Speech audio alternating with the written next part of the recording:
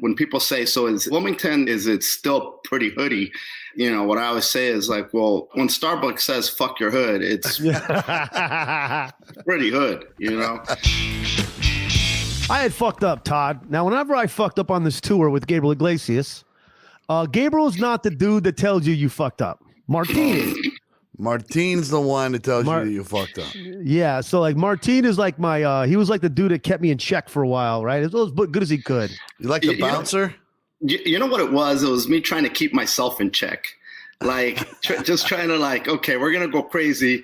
Let me just try not, because listen, sometimes it was hard to keep any of us in check. It was just buck wild times, bro. It was, you know, you're living on a bus, and there was a if the bus was leaving, it didn't wait for you, and there was plenty of times we missed the bus, bro, where you had to catch a flight to the next city because shit just got, you know, a little too good. Got too good. It got a little too good, but you know what? No regrets, man. It was it was a lot of fun, bro. We did a lot of waking up, wondering what the hell happened last night. At least I did. I can speak for myself. Where I'm just like, okay, I'm in one piece. I'm back at the hotel. Who brought me here? I don't know, but thank you. And and it, you know. Did that in Europe a couple of times. Did it in it seems like all over the world, bro. The Europe run was wild, bro. The Europe one was run. Now, let me do this real quick. I want to give everybody, you'll give you a proper introduction. Welcome to today's episode, Guns Blazin Podcast. We don't usually do like an intro like this because we always fuck off right out the gate. But I talked to my buddy Martin. Okay, we've been buddies since I'd say 2007-ish, 2008. We started to get to know each other. That sounds about right. Yeah, before we lived together for years and became really good buddies. But Martin's been doing comedy since I'd say at least late 90s.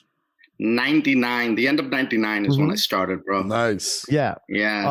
He started at 99, obviously kept working his way up, got a bunch of TV credits, kept it moving, doing all his own thing, his own podcast now with his son Hooter, which is called the YoYoYo Podcast. Very funny. I mean, what a wonderful dynamic with him and his son. I lived in that podcast for years. Was just the three of us. And Martin Moreno and myself, we toured with Gabriel Iglesias from 2000.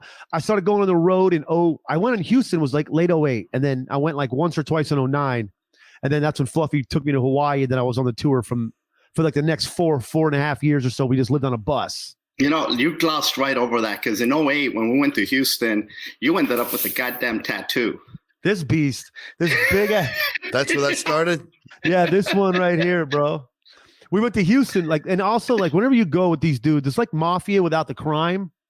You do have the cash from the merch. It does look like a drug dealer, a vehicle at the end of the night when you're counting it all of that fluffy money, wrapped up in bands and shit. But and we did the stuff that we did was very gangstery. Like, we didn't have the suits on, but we ordered every appetizer on the menu, and we sat there all the way through, maybe a lot of times drinking Patron and beers and whatever else, and sometimes with coffee at the end, just like The Godfather. Fluffy just calling shots with a whole staff of people, just like The Godfather. I mean, it's very it's very like mob, not gang, mob-ish in a way. And we had this, because no one gets in. Like if you're not already in, and I couldn't even believe I got in. And I was like the newest dude by a long shot, by 10 years to get in. But then once you're in, it's just a fucking ride, bro. Martin was always like, he always fight, he'll be fucking around with us, but he always had that, he just had you, like, he always still thought the thought process never viewed all, because he's fucked up a lot in his life previously. Yeah, he'd been there, done that. He didn't want any of you guys to fucking lose your jobs. Yeah, he's already done all of our fuck ups, and probably several times. Yeah. It's crazy because you would think that you learn through experience and through the years, and you try to take the life lessons. And I just celebrated my 53rd birthday a few weeks ago. Happy birthday, buddy! Thank you. And you would think that at 53 you got your shit a little together. And I started day drinking, and then the mimosas started flowing, and then people were downing, mimosa carafes. And I'm trying to keep up because they're calling me grandpa. And now then there's shots flowing, and now we're at another bar. Make a long story short, I I fell. I scraped up my elbow. And, I love that you guys laugh because some people are like, oh, my God, you fell. Clearly, those people never drank like us, right? It's literally par for the course. It makes a great story. And you realize, okay, I can't do that shit again. But like I said, I wish I could tell you that the older you get, it goes away. It doesn't, bro. You're still find yourself caught up in that moment of let's go. Absolutely. You go back to being 24 again. I mean, as soon as you get a certain BAC, you're like, I'm a fucking young person. Look at me. Yeah. And when you wake up from a blackout and you feel and you haven't at least lost your wallet, or there's no scrapes, there's no finger pointing the wrong way. You're like, man, I wasn't even trying. I wasn't even trying last night. Bro, I couldn't use my phone because I fell and the screen was all, out-shifted. So when I touched, bro, I had to go get that. But it was, and then Hooter, my son, he's like, bro, did you turn 53 or 21? The hell is wrong with you? But dude, that switch happens and you're just, it's just a snowball. Age goes away when that switch hits. Yeah, dude, for sure. Our listeners know this, Martin, but on my son's 21st birthday, he had to drive me home. I blacked out on my son's 21st birthday. Will took him out. The whole crew were like, all the Pat McAfee crew, we're like, well, we're going to get you all fucked up, but you're 21, dude. You're 21. We take him downtown. He's ended up putting me to bed.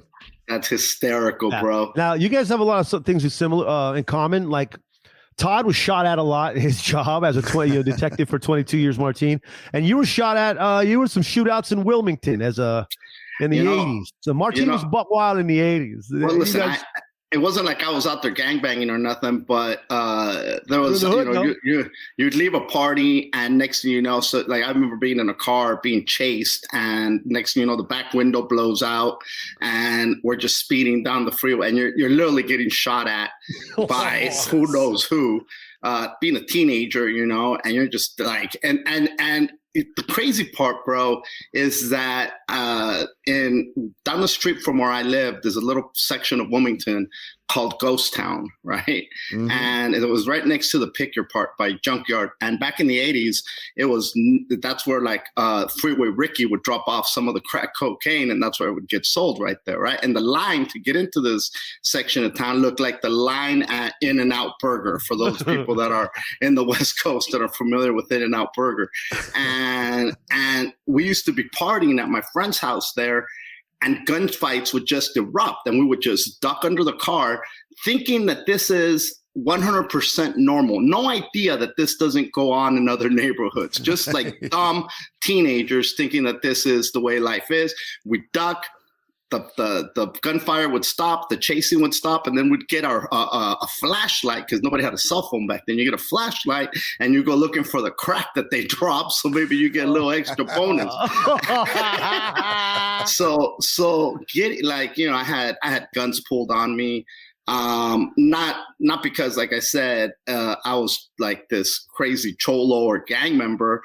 Just because it was just being at the wrong place at the wrong time, and fortunate to be here today talking about it, bro. It's insane. I mean, you sound like you got shot at because you were doing, it was in the line of work. Me, it was just in the line of fire. You were just trying to be a kid. I mean, I was just trying to be a kid. I can imagine. I mean, man, what a place to come up at. And you're right. I guess you just habituate. Like you're like, no, this is how life is, right? For everybody. It's normal. That's normal. It's normal. Yeah. So Wilmington, the zip code is 90744. And then when people say, so is it still pretty hoodie? What I always say is like, well, till this day, there's still no Starbucks in 90744. So when Starbucks says "fuck your hood," it's pretty hood, Yeah, dude. But, and now we've come all the way to this past weekend. Tell us your event you just pulled off for the you and Hooter YoYoYo podcast. Now, Martin, first of all, came up with this new idea that I love. Todd. Okay, he has these. It's like he's mixing religion and weed, and at these live shows, he has like you do. You actually do offerings like the Catholic Church and shit, right? Like that. It's just this awesome, cool idea. it accumulated the yes this weekend. What happened? Now, so this weekend we did what we called Winasso Fest, which was like a hot dog festival in Baja California on the beach, right? Where we fed people hot dogs. The ticket included admission to the show, couple of drinks, hot dogs, and a miracle prayer candle, right? That he makes himself. That I make myself, right? And I don't know if you're familiar with the evangelicals, but when they speak in tongues, they throw out a Satarakata Shanda and then everything's fixed, right? So the candle says Satarakata Shanda on it.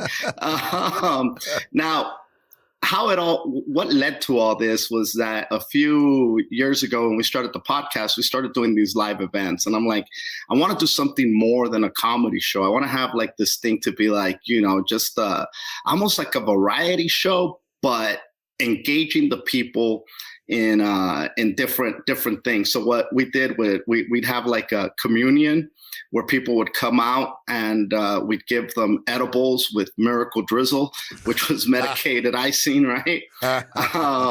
We did one on Ash Wednesday, and we had blunt ashes. We were putting yo on people's foreheads. They were calling Hooter Saint Hooter. They were calling him Saint Hooter. We had the red wine that's called Blood of Christ over at Harvell's. I don't know if you remember the Blood of Christ wine, Shaun, but it's we're serving that. They got the edible. G. Riley screaming, "Dip it in the blood. It tastes better." and so we did a few of those. We did a Christmas one where it was on January 6th. On a lot of Latino or Latinx, I don't know what the hell, customs, they celebrate the three wise men and baby Jesus when they bring them gifts. So that's when a lot of people get gifts versus the 25th. And they do this cake. And in the cake is this round, almost like a bundt cake, but flatter. And in one of the pieces, there's a baby Jesus cooked into it. And whoever gets the baby Jesus has to throw the party next year with all the fixings, right? Nice. So what we did, since it was before the 6th, we called it the preemie baby Jesus. And if you got the preemie baby Jesus, then you got paddled by a dominatrix on the stage, right? And so people were like, oh my God, how are you going to do a preemie baby Jesus? And we're like, relax, he still makes it to the crucifixion. It's all good. So we've been doing these shows for a while, and so Winasso Fest in Baja, we just said, hey man, let's go to the beach. Mainly because we didn't know what was going to happen in California with all the restrictions. This past weekend was literally my first time on stage in over a year. And just because things over here weren't open and the things that weren't open, you're like, you know what? I'm not trying to fuck around with this thing. I know there's a lot. I don't know how you guys feel about it, but I know there's a lot of people that are like, oh, this shit ain't real, blah, blah, blah. It might not. I'm not taking any chances. I'm in that high risk group in so many levels, man. I've been smoking for years, doing drugs for years. I'm a little overweight. Last thing I need is fucking, the flu to take me out. Mm-hmm. Yeah. So stayed careful. So we said, let's do it outside. Baja should be open by April. And sure as shit, we had a couple that got married the night before. That's celebrated. South of TJ? How far is the drive? It's between Rosarito and Ensenada. Okay. So about maybe 35, 40 minutes from the border. Okay. So that's south, just south, like the border of San Diego, Todd. Correct. Just south of the border there. So they're in Mexico. They did all this. Bro, we're in Mexico, on the beach. It was. Did you do a stage? Did you have what? Yeah, there was a stage. So it was a proper venue. It's a bar with a big backyard with a bunch of a metal slab as a stage with the ocean right there. A big old pit for fire. A grill. It was actually super, super awesome. It's a perfect venue for it. Yeah, it sounds incredible. And it was my first time on stage. Like I said, the audience was just awesome. first of all, there's a bunch of retired Americans that live in this particular property. And so they're just out there like, hey, man, I'm not trying to spend my retirement money struggling to pay rent in some shitty apartment when I could come here, live on the beach, eat lobster, and drink $2 beers. Like, you do the math and you're like, I'm going, and I'm 30 minutes from the border. You know, who's better than you at that point? Yeah. So you're the one making that's how you make a decision. So those people that are there, and then plus people that came from the U.S. side. Again, there was a couple that had gotten married. They celebrated their honeymoon at We Not So Fest, which was like, what the hell, man? We have some hardcore fans on the YoYoYo podcast, and look, before I keep going about the YoYoYo podcast, let me congratulate you guys on your podcast, because look, I think you guys' chemistry. I heard a couple of your episodes. I know that you're working on, you're hitting up all your Rolodex people and getting all these guests lined up, and want you to know that not to name drop, but we got the Pope and Danny DeVito are big fans of the YoYoYo podcast. Yeah. And so I shot them a text message. Hopefully they give you guys a call. And they come join you guys, all right? I put in a good word. I said, hey, these guys are top of the line. So, the Pope is a little busy and Danny DeVito might come up a little short. But, I did my best. We'll go with Danny DeVito first, man. If you can. He's a legend. Not that the Pope's not a legend. Pretty big deal. Yeah, dude, the Pope is a motherfucker, bro. Did you see that model chick from Brazil that the Pope the Pope's account liked her freaking picture with the big old booty and the giant Nata Gata is her name. Hey, that's just a religious man. That's a religious gentleman admiring the work of the Lord. I agree 100%. Hallelujah, and God bless. I mean, Picasso paintings are on the wall for a reason, because they're art. Yeah, and it's just God's creation through His artist that He's created. They're to be admired. They're to be looked at and appreciated and like buttoned. Yes. I think he should have stood by it, bro. Oh, I wish he could just oversell it like that. Listen, this isn't about sexuality. This is about the artistry of the human physique. Let me tell you something, Shaun. Yeah. You know what needs to happen to the goddamn papacy? It needs to happen the same shit that happened to the White House with Donald Trump, where he rewrote the role of the president. You need to have a pope that don't give any fucks and just goes in there and says, hey, fuck it. We're doing this. And we don't give a shit. Yes. Do you know how many followers the Pope would have if he said, hey, Christians, fake news. It's all about the Catholics. Oh, yeah. Mormons eat a dick. Religious beef. If he just fucking slammed other religions on the streets and shit. Yes. Oh, my God. Just dropping Mormon memes, bro. All you from the shit. Hey, that's a fun made up religion you guys got there since 1890. Oh, so the guy just decided he wanted to fuck everybody and marry them all. Yeah. The golden tablets were in his backyard. Oh, and he's not allowed to show a single person other than himself. Okay, yeah, got it. You just got poped. Boom. Yeah. You just got poped. I love that part of it. Just really getting into the Pope just going ham, and then everybody else gets into it.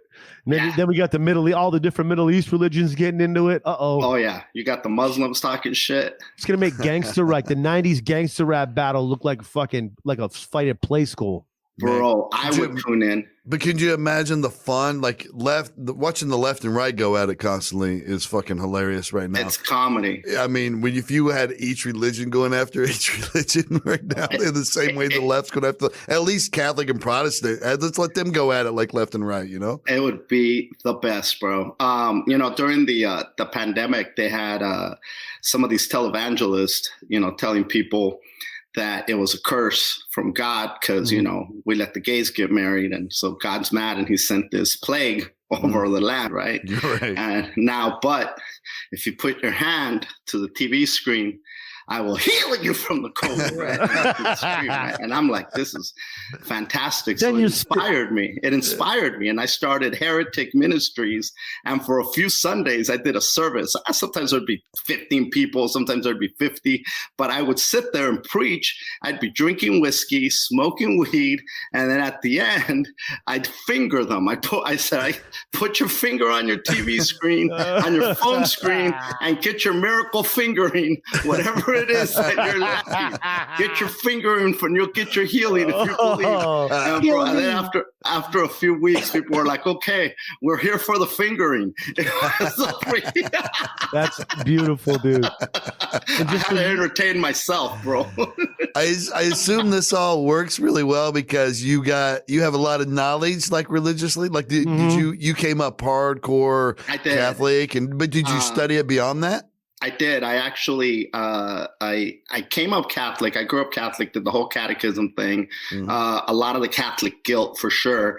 And then I actually became a born again Christian. I completely gave my life over to Jesus, and I started studying the Bible like crazy. At about 19, had a beautiful girlfriend. We'd get horny and make out, and then as soon as like the rubbing, like the grinding, the dry humping, once that started, then we'd stop and we'd like pray for God to take away our horniness because we didn't want to sin. That's how deep I was. Wow. And yeah, and so Did and it then work? I kept. The horniness was still there. Even with the prospect of hell, I was still fucking busting loads. And the crazy part is that they tell you, I'd go, because I was serious. I'd go to the youth pastor and people, and I'd be like, hey man, I gotta, I don't know what to do. I'm praying and I'm still horny. And she was hot. Of course I was horny.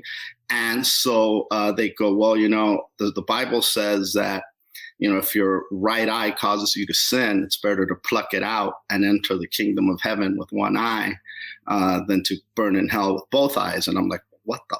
So then you got to get rid of your girlfriend, which is pretty devastating because then and then they said, don't jack off. Well, of course, if you're a teenager and you don't jack off, you're going to have wet dreams, bro. Yeah. Like, my white butt huggers I had to throw them away. There's no way I could put them in the dirty laundry, bros. I ran out of underwear, bro. Like, I'm wearing shorts as underwear just because I was embarrassed. I'm going to tell my mom, hey, mom, I'm going to do wet dream.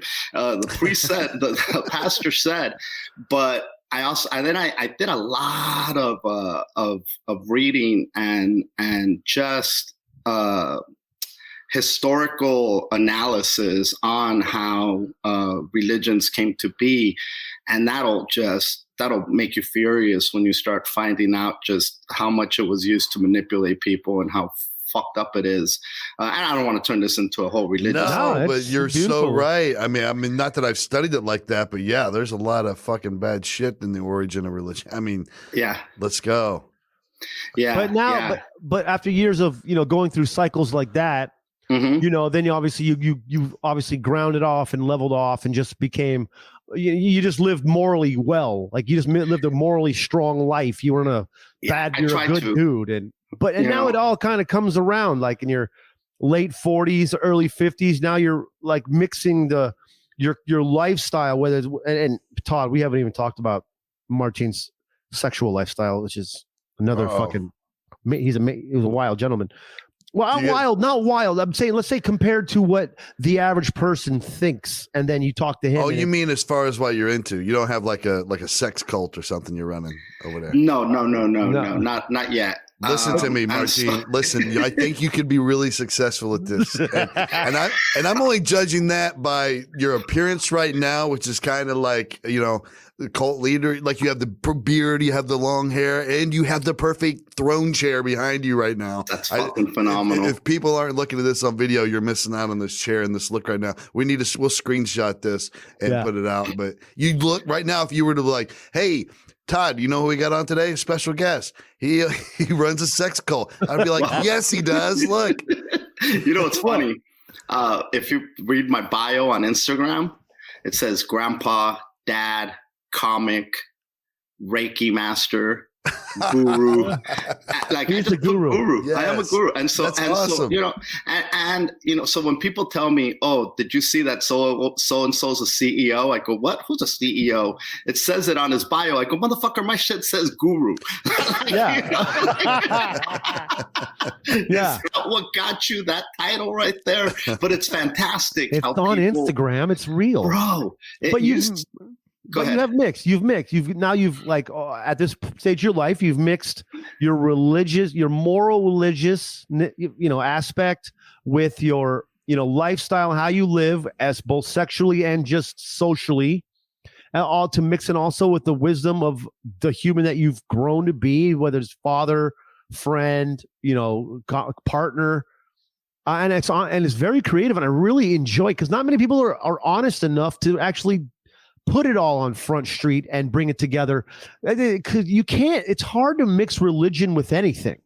It is. So it really is. The way you're doing it with your obviously being a guru style human, where you do what you do and you mix it together. It's fun. And now you're doing festivals where you're making cakes and spanking people on stage while you bless them with the fucking sacrament. I mean, it's unbelievable, and I love it. We had moon water at Winasso Fest for the first time, which was fantastic as well. Tell them what that is. Well, I put it under the full moon. I put a bunch of water out there, and then I do my wiki, which is the magic that I do, and then whatever intention I set for that particular batch of water, whether it is love, passion, sexual energy, financial stability, financial gain, direction, health, whatever different things may be, I put that intention. I put crystals in there to help that energy and charge it with the moon, and then I jar it up, and then people get it and get blessed with it. Damn, I love this so much. So it's instead of religion, what I like to think I found is spirituality, and what it is, it's basically like a rebellion of all the bullshit that was taught to me. Because what happens when that religion is shoved down your throat, you learn a horrible perspective of what life should be.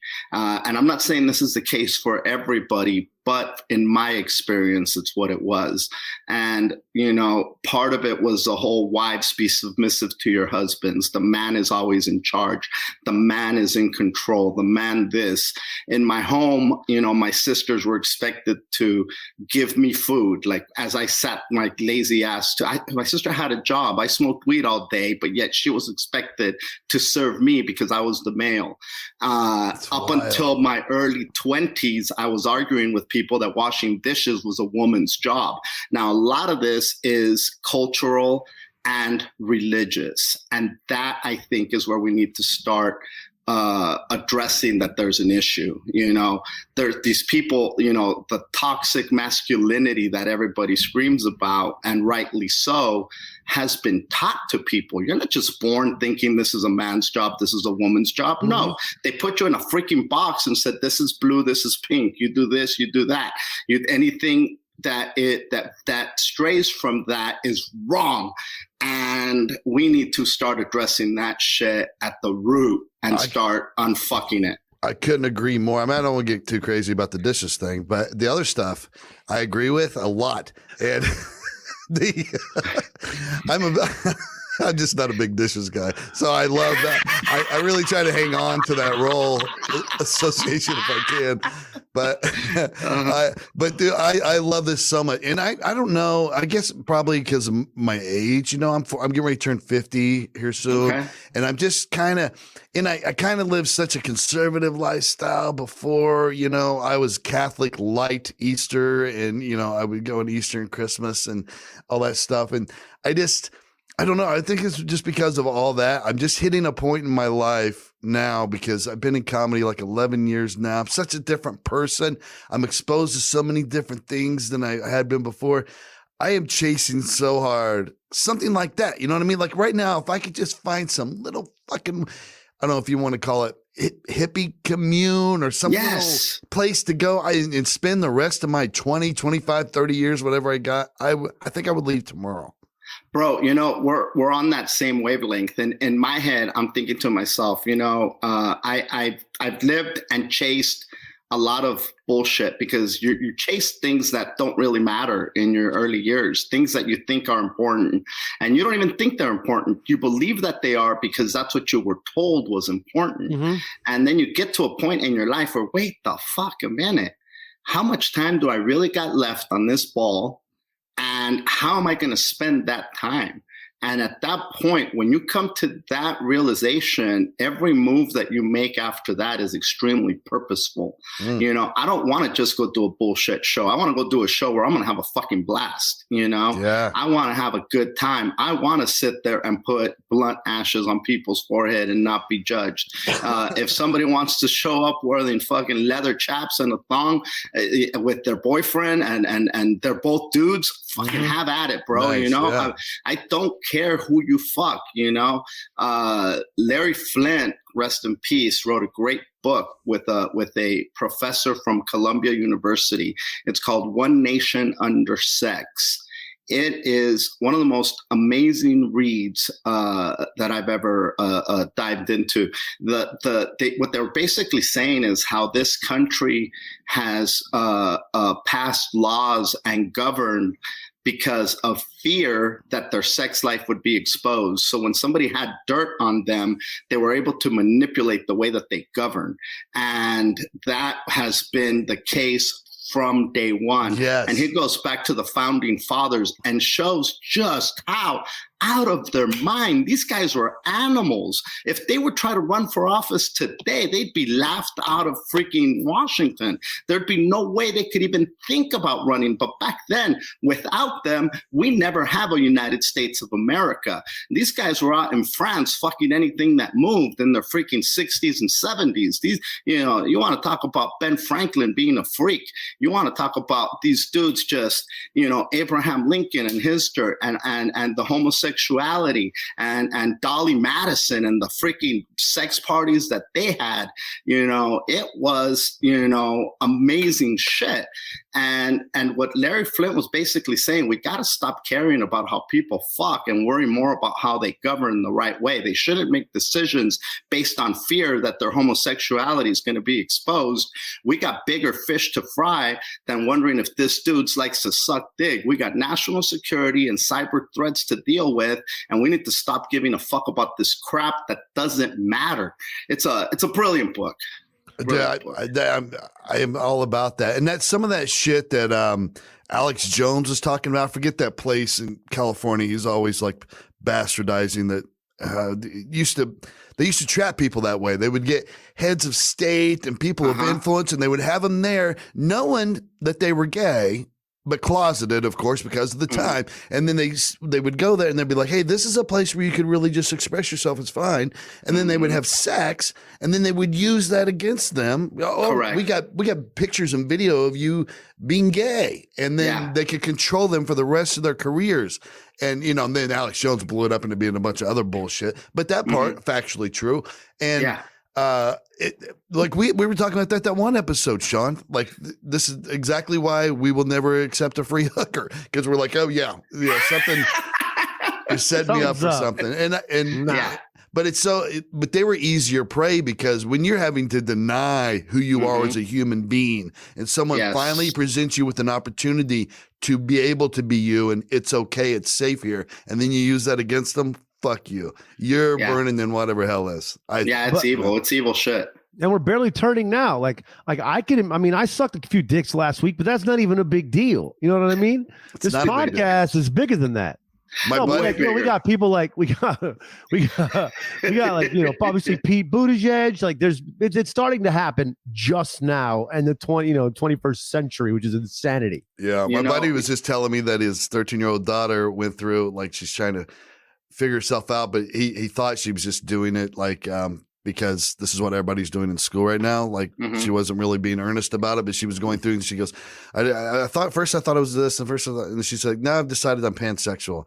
And he looked at her and he goes, listen, I don't give a shit who you have sex with as long as you're not having sex. And he shut the door.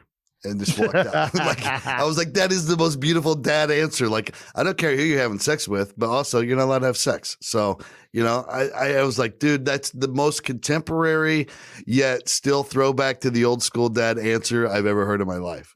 I mean, look, we're going through a whole revolution with sexual identity right now. And it is just beginning, you know, people, I mean, old dudes are fighting it. I'm not fighting it. I'm like, hey man, I'm not that guy that says this is fucking bullshit, because it's the way that things are going. You've got the new Marvels coming up with the gay Captain America, right? Mm-hmm. And now there are people in my age group that are having a discussion. Oh my God, bro, can you, sorry. Yeah, gonna be all kinds of people like, Captain America's not gay, dude. Yeah, like, can you believe it? You can't change history. Captain America, like, that's not history, bro. It's a fun comic book. Like, correct. And they're like, but they're having this conversation of, can you believe it? And you've got people that are 15 and younger that don't give a shit. And in their eyes, it's like, yeah, well, why wouldn't there be a gay Captain America? Like, that's fine. That's, you know, that's not a big deal. And that generation is 10 years removed from being the main, you know, influencers out there, the people with money and the people buying shit and dictating shit. And the dinosaurs that aren't about it, they're going to be fucking irrelevant. You know, like those dudes at the Tokyo Olympics. Is it Tokyo? Where the Olympics are, you see all the committee guys that are getting fired? No, why are they? Because they're gay? Oh, bro. So Japan is trying to be more inclusive for women, right? They're trying to be more, and we talked about this. We did a whole episode on this almost. And so the guy that headed the committee is a guy named Yoshiro. He's in his 70s. And he goes, yeah, it's fine that we got women coming to these meetings, but they just got to learn how not to talk so much, because they get to talking. Next thing you know, they all start talking, and then we're here for hours. So I don't mind them here as long as they, you know, shut the fuck up. Is basically what he said. And so we did this whole thing about, I'm like, I go, Yoshiro say, shut the fuck up, you know, like, and my son Hooter was like, Yoshiro probably hears a woman talking, and he just, he just starts revving up, right? Oh yeah. And so of course he had to resign for that. And I'm thinking, okay, you want to be inclusive to women, and you get a freaking 70-plus-year-old Asian man, Japanese dude. You know, these guys have been bowed to. You know, it's like honorable man. You know, and now you want him to be open-minded. You're out of your fucking mind, right? So then he had to resign, right? And this was literally within the last couple months. A few weeks after that, this might have been about a month ago, the dude that was in charge of this guy's name was Hiroshi, and he was in charge of the opening ceremony, right? And they had this comedian out there who is plus size, and she was going to be part of the opening ceremony. The guy that's in charge of the opening ceremony planning committee says, you know, what we should do is lower her into the stadium, but we dress her up like a pig, and we call her Olympic. Oh my God. Okay, now he threw this out there.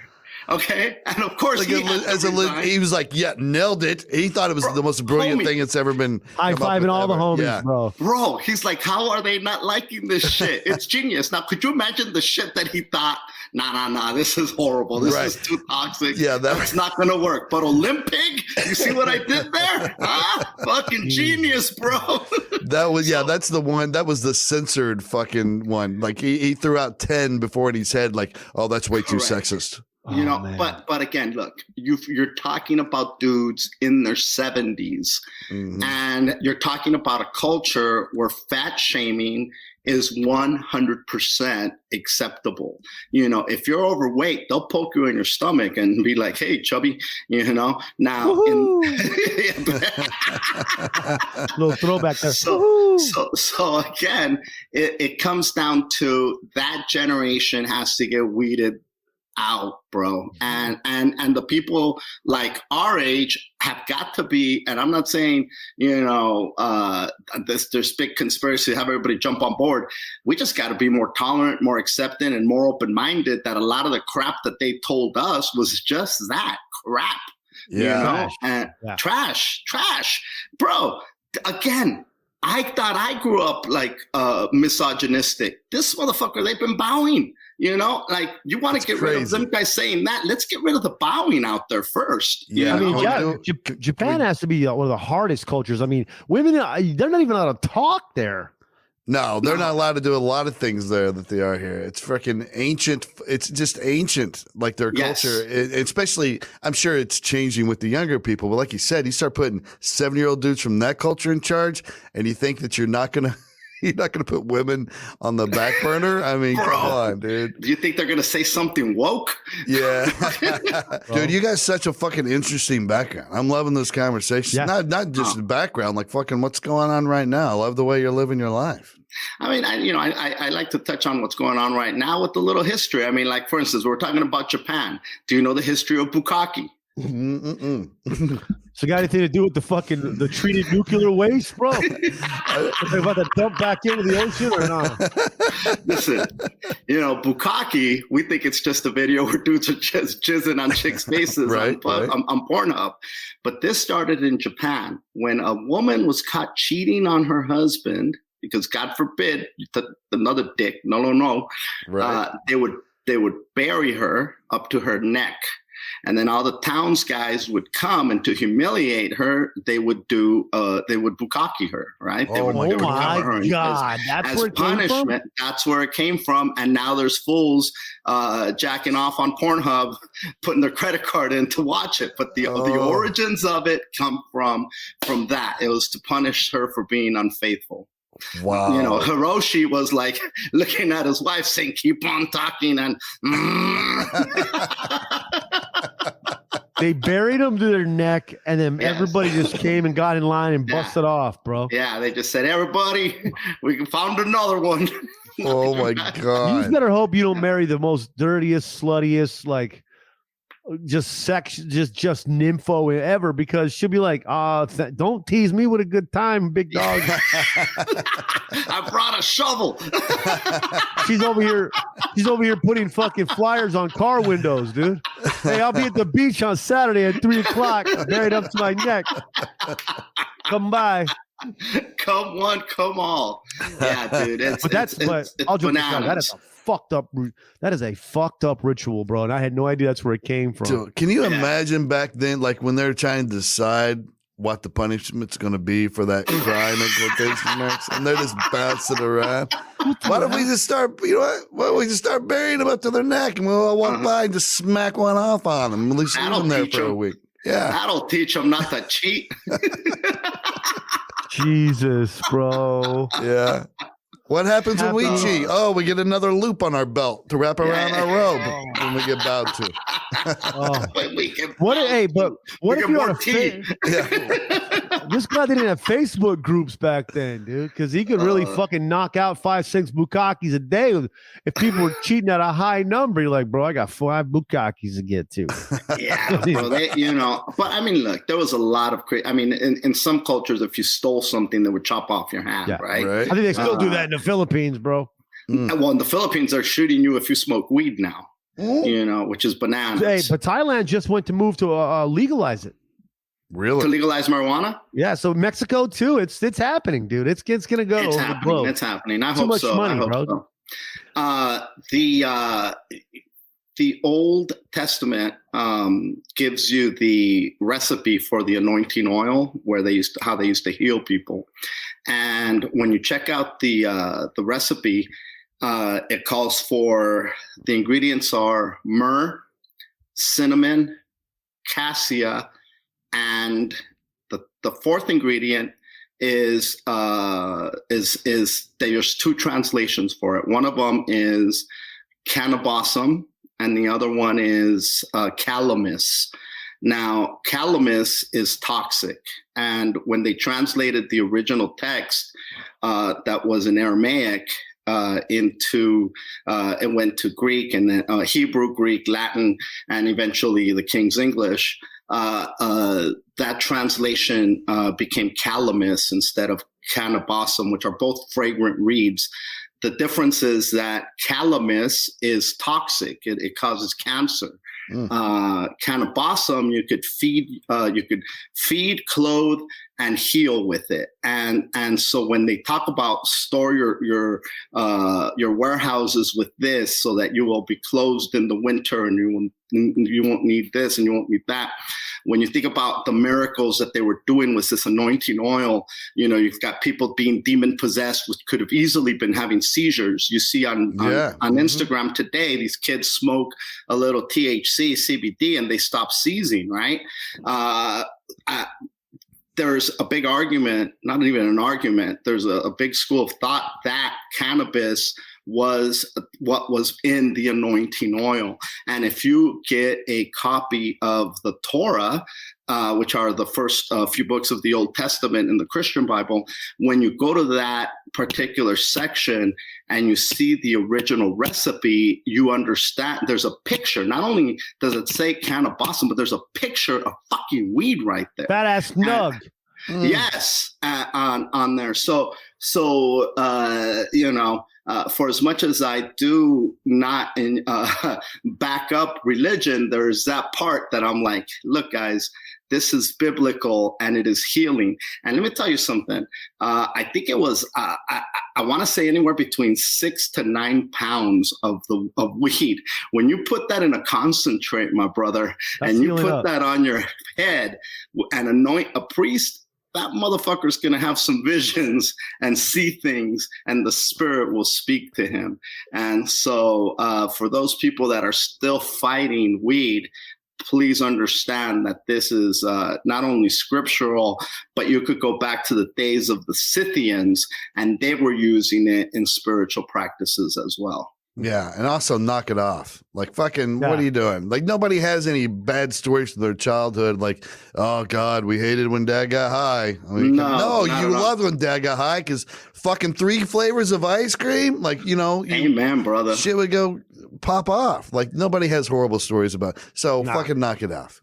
Except for that one Republican, that GOP, I don't know if he's a senator, who he was. He's a hardcore right-wing media guy. He said he smoked weed one time and he woke up 4 days later in Kenya. You're like, wow, come on, man. You just floated on through fucking customs into Kenya, huh? Because I've been to Amman, Jordan, bro, and let me just tell you right now, ain't nobody sleeping through customs in Amman, Jordan. You're gonna bump your head on that fucking butt of an M16. Yeah. Also, you were fucking. You got wet. You were smoking that sherm. Yeah, dude. Yeah, you were smoking that wet. Yeah, sherm. Oh my God, that brought back some flashbacks. I'd rather talk about Amman, Jordan, bro. We went to Jordan. We went to the ancient city of Petra, which is incredible. And we also floated around in the Dead Sea.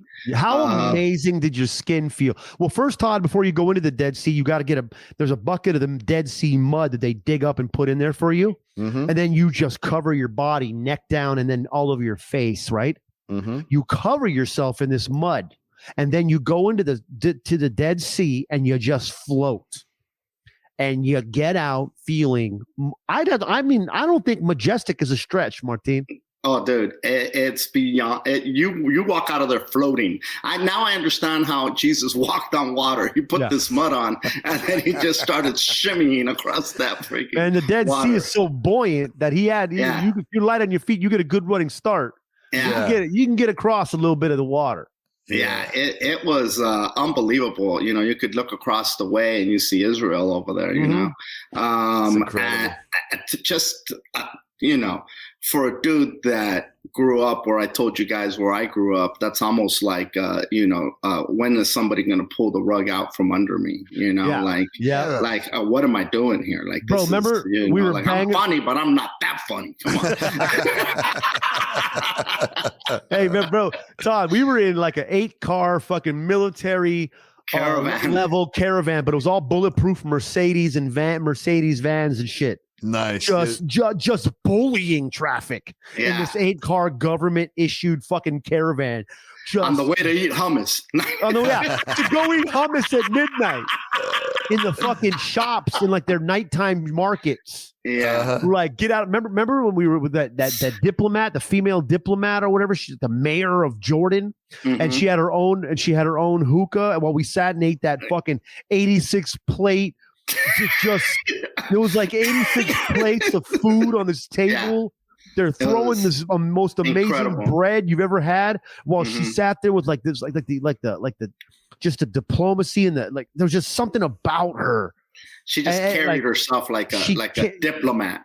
Yeah, like someone who rides around in bulletproof car caravans all day is a government official in the Middle East, where they're considered Western almost, you know? I almost put in for one of those jobs, diplomat security protection details. Like I almost put in for one of those jobs because at the time they were trying to sign you up.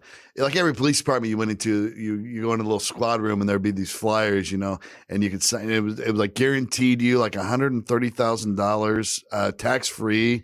If you went there, like you didn't have to pay taxes on it. And I was like, oh, fuck, I might think about doing that. Because in the movies, you see them all the way back to like Patriots game with Harrison Ford. Like the guys, they got the little Uzis in their jackets and shit, you know, and they're in those SUVs. But I was like, it looks sexy as fuck. It does. But I'm sure it probably actually sucks, you know? Yeah. The stress level's got to be through the roof. Yeah. But you get $130K tax free. That's almost a fucking $250,000 American job right there. Oh, yeah. Absolutely. Sure. But damn, Martine, we can't thank you enough for coming on, homie. Yeah, brother. I needed some Martine fucking enlightenment. I needed to share your enlightenment with our fans and my boy Todd here. You got Fluffy just announced some. You know, obviously we over the years we went off and tried to do our own thing and we try to become our own people. You know, because Gabriel knows like we can't completely grow as humans as only opening for him. Of you course. know, like that's what. But you guys are reuniting back in San Antonio for a week coming up, which is fucking gonna be. I almost want to fly there myself and buy a ticket. He just added a second week because that week sold out. So that venue is like 5,000 seater, Todd. Of course. I mean, I think they're doing COVID seating still just to be safe, but still, it's still a ridiculous number. Yeah, it's ridiculous. So first week sold out, and they just added another week. He just announced it. So congratulations to Big Fluffy. He hit me up. He's like, and we haven't toured together since he took his break, I think, which was back in 18, 17? 7, something like that. Yeah, it's been a minute. And so, it's I'm looking forward to that. And San Antonio is like the perfect freaking spot, bro. It's an amazing city. I almost want to take Todd just to experience like how Texas looks at Fluffy. Like they look at him like a god. Literally like a god. People come to him, they want to touch him. They'll have terminal diseases and they want to just touch him. Jesus. We were in San Antonio, and I think you were with us, Shaun, when we went to that restaurant, and that family had just gotten back from burying their son. Yes. I don't know if you were there at that time. So this family, they're having dinner after they just buried this young man who had been in an accident, and they see Gabe there, and then they're telling us the story about how they buried their young person. And how Gabe was his favorite comedian. So they had pictures and CDs and DVDs of Gabriel in the freaking coffin with this guy for the afterlife. And then they happened to see him at the restaurant and they're like, oh my God, what are the odds? It's because he's with us. And when you lose a loved one, you feel that type of like everything's a sign, like my dearly departed is talking to me, and not to say that they are not trying to take away anything from this family. And so it must have been like 20, 25 of them. Gabe told the waiter, hey, man, let me take care of their tab. He took care of the tab for them. And then there was a guy walking in these, like, you know, he was like crippled, and he had those sticks, you know, them sticks with the things around your wrist. Yeah. And I whispered to Gabe, I go, hey, Gabe, just a heads up, that guy's coming over here. He wants you to lay hands on him to see if you could heal him from his affliction. And Gabe just looked at me like, oh, shit, what am I going to do? And I'm like, I'm just fucking with you, bro. How much of that shit happened that it was just too perfect, especially when my family had just left. And I'm like, oh, you know, let me just give you a heads up, bro. This dude's coming over here. That's amazing. Dude, thanks so much for coming on, man. This has been great. Dude, thank you guys so much for having me. And congratulations on your podcast, and keep kicking ass. Make sure you guys listen to YoYoYo Podcast. That's the YoYoYo Podcast. Obviously, everywhere podcasts are found. Martin, tell them where to follow you. Just martinmoreno.com. All my links are there. So Martin Comic, Instagram. Martin Comic on Instagram, but all the links, like I said, are on martinmoreno.com. And hey, man, thank you guys. Thanks, brother. Many blessings. I'll send you guys some moon water. Yes, some miracle prayer candles. Let's go, bro. Hope to meet you in person sometime. I'll tag along with Shaun when he goes. Dude, it'd be a pleasure, man. Love you, buddy.